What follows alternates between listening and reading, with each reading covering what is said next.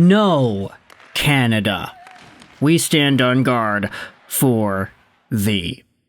Yeah, no, sorry, that doesn't feel right. Talking about the anthem like that? Man, that's a bad pun. Really bad pun. I take it back. Sorry. Today, we are reviewing a subtle piece of information that was tweeted out by Anthony DeMarco from earlier last week. It goes over Toronto Maple Leafs superstar, Mitch Marner, and where exactly it is that he could be setting his sights on at the 2025 July 1st free agency period, baby. Hell yeah! We are diving into some more Marner talk because last time we had spoken about Pierre LeBrun's comments on Marner. He had discussed how Marner's preference was apparently in Florida. He apparently was interested in Vegas, and these were two really big pieces of info because it's like, hey, of course Mitch Marner wants to go over to the teams that have no state tax so he can earn more money. It also would help him be on even better teams because Vegas and Florida are generally considered pretty good. However, this is an interesting update that I also wanted to make a full video about just because it kind of encapsulates a lot of what we'd been thinking about in regards to Marner over the past few weeks here. It's not a new idea, nor honestly is the tweet even really new. It's from a week ago, but I did want to talk about this right here. So Anthony DeMarco did tweet this out on May 21st, 2025. As I wrote about a few weeks back, expect the Calgary Flames to look at all top free agents this summer. One would assume that Mitch Marner will be one of them. But, speaking with one executive, there is a belief that Marner will not want to play in Canada should he leave Toronto. Should he leave?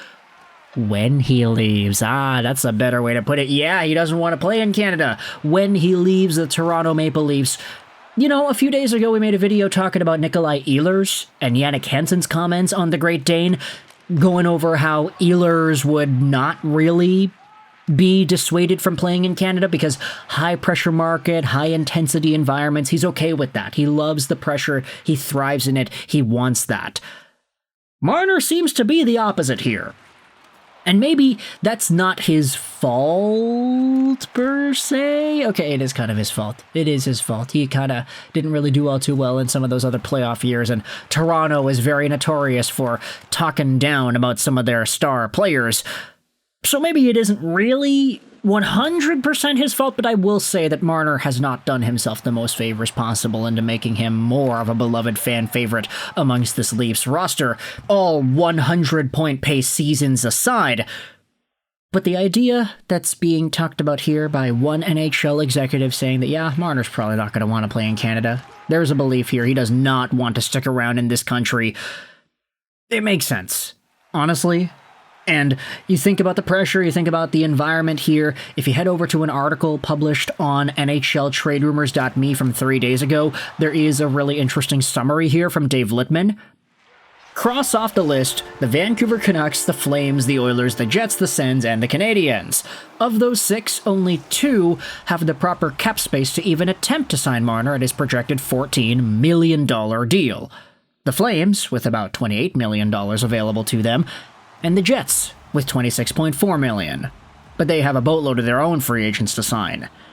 The Habs are projected by Puckpedia to only having $6 million, the Sens $16.6, Edmonton $12, and Vancouver $14. So, it doesn't seem like Mitch Marner would have had an opportunity to head over to the Montreal Canadiens in particular. A lot of folks were talking about that, and we even made a few videos talking about Marner to Montreal. But Ottawa, Edmonton, Vancouver, sure, some of these teams could be roughly around the edges of being able to fit Marner in, but of course, some of these teams do have guys that they need to re-sign. Vancouver, $14 million. Could that actually work? Oh, I don't want to think about the idea of Marner in Vancouver, bro. I will say, though, Marner in Vancouver would be interesting because he would be more paid than Pettersson. He would be more expensive, but I think a lot of the criticism that Canucks fans will be tossing towards the team's way will be directed at Pettersson, and maybe not necessarily a Mitch Marner-like guy. Like, Marner had that reputation in Toronto because of the circumstances, it was the context, it was the contract disputes, it was his dad, it was the selfish sort of attitude that everybody was talking about, like, yeah, this guy's dragging it on, he's waiting before the start of the year. Austin Matthews didn't do that. He had re-signed earlier in the summer, so we can get on board with him. And it's also the fact that Matthews got 69 goals and everybody was talking about him, although Matthews, Marner, both of them disappearing in the playoffs year after year. It does not ever get old to see that happen for the Maple Leafs. Marner, I don't know, man. It just doesn't seem like he is that big spotlight type of guy. And maybe that is ill-fated to say because Marner did have a really good point production metric in this year's playoffs. He had 13 points in 13 games. But from the way this guy is being treated and the way people talk about him and the Maple Leafs, I mean, what, 1 point in the final 4 games in the Florida series?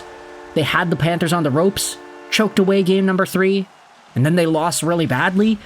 You need your top guys like Marner and Matthews to be able to step up in games like that. And they didn't. Marner faced the music because of that. And now, thinking about all these other teams, okay, if he heads over to Ottawa, firstly, that's probably not going to be good for the fans of the Maple Leafs to see Marner immediately ditch their team for Ottawa of all. Okay, we can scratch them off. Montreal, maybe the same thing there, but I will say, the idea of having Marner with Demidov and whomever on the second line, ooh, that sounds really sexy. Marner in Winnipeg, I actually think that could be a reasonable fit in terms of the hockey team on the ice. It's just, would Marner want to go to Winnipeg? That's kind of the question. Winnipeg, Manitoba. Who knows? Edmonton, I would love to see Marner and McDavid together, especially since the chemistry we had seen at the Four Nations face-off with Marner and McDavid on the final goal. Having Mitch on a team where he is like second or third most relied upon and important, that would be probably the best case scenario for him. Like, he can have a 100-point season, and nobody bats an eye, because everybody gets 100 points with the Edmonton Oilers. Ryan Nugent-Hopkins was a 100-point guy, and that's not to discredit him, it's just, yeah, Ryan Nugent-Hopkins was a 100-point guy, and a lot of people won't necessarily remember him as that. They'll just be like, oh yeah, he's like the 4th or 5th most important Oiler on the team. Marner could be in that similar territory. Now, sure, he'll get paid a lot more, and I think there's going to be higher expectations there, but come on, if Marner plays with Edmonton, it's not Marner's team, it's Draisaitl McDavid's team. Still, it'll always be their team. So, that I do think is a pretty interesting idea. It was interesting to note that the Calgary Flames could very well still be in the Marner discussion, talking about whether or not this is a guy that they want to go out there and target. I don't know if Calgary is a fit, though. And then Vancouver, I do think that he would be a really good addition to this Canucks team. They need top 6 scoring desperately. It is the number one thing that Vancouver is looking for. Second line center, top 6 scoring. They don't need any more defensemen. They've got a lot of young guys. We'll see whether or not a trade can be made soon. But with that in mind, I want you to let me know your thoughts in the comment section below. How do you feel about Mitch Marner and this update that he likely, probably, is not going to play in Canada? What are your thoughts on the conversations about each of these teams and whether or not they could actually afford to sign Mitch Marner? And do you think that this is a missed opportunity for any of these squads or for Marner himself? Let me know in the comments all your opinions. I hope you enjoyed this video. And bye.